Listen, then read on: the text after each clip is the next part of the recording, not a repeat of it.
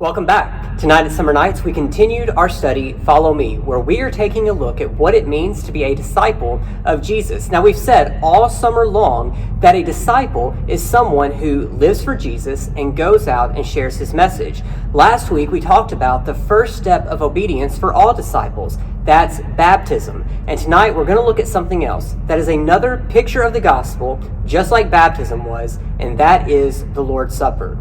Now, the night that Jesus was arrested, the night before Jesus died on the cross for our sins, he was celebrating the Passover with his disciples. The Passover was a festival that the Israelites celebrated every year to remember God's deliverance from Egypt when he rescued them out of slavery in Egypt way back in the Old Testament. Well, Jesus was celebrating that festival with his disciples, but he did things a little bit differently. And we read about this in Luke chapter 22. Instead of offering the normal food items that they would have eaten for the Passover, here's what Jesus had to say in Luke 22, verse 19.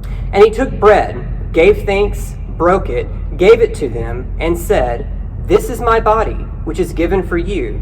Do this in remembrance of me." And the disciples were sitting there that night going, "What's he doing? This isn't right. This isn't what we normally do. What is he talking about? His body? Why is this his body? Are we eating his body?" They were so confused and did not understand what Jesus was really talking about.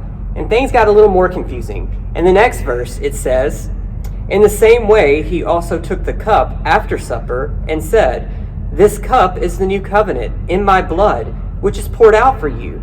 And so again, the disciples are saying, wait, now this is his blood? And why is his blood going to be poured out? What is he talking about?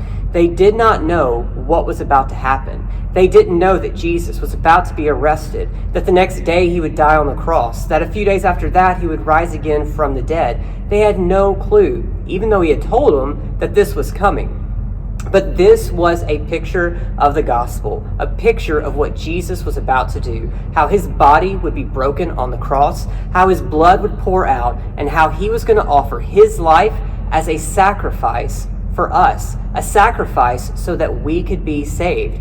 But this supper, what we now call the Lord's Supper, is something he instructs us to do regularly. And every time we take the Lord's Supper, we should remember what Jesus did for us on the cross. Now, the Lord's Supper is only for Christians. It's only for those of us who have chosen to give our lives to Jesus, those of us who are his disciples.